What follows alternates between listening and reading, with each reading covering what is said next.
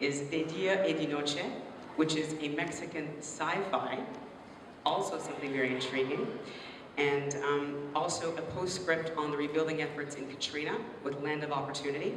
The filmmaker from New Orleans will be present at that screening. And essentially, there is one unique thing I'd like to mention about this year's program.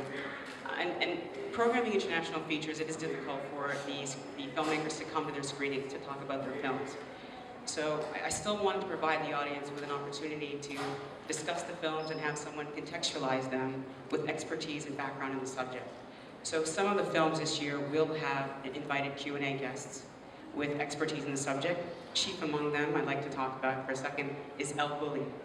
Now, a lot of people, El Bulli Cooking in Progress is about arguably one of the most famous restaurants in the world and arguably one of the most avant-garde chefs in the world, in Ferran Adrià, and who closes his restaurant 6 months a year to develop recipes.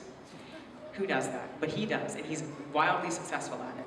And two local chefs from Toronto restaurants, an Aboriginal restaurant called Kiriwa Cafe, and Le Paradis, which is located on Bedford at Davenport, will be on hand to discuss molecular gastronomy, which is one of the themes of the film, and the subject of the avant-garde style that Ferran Adrià uses to develop his recipes, and cross-cultural cooking.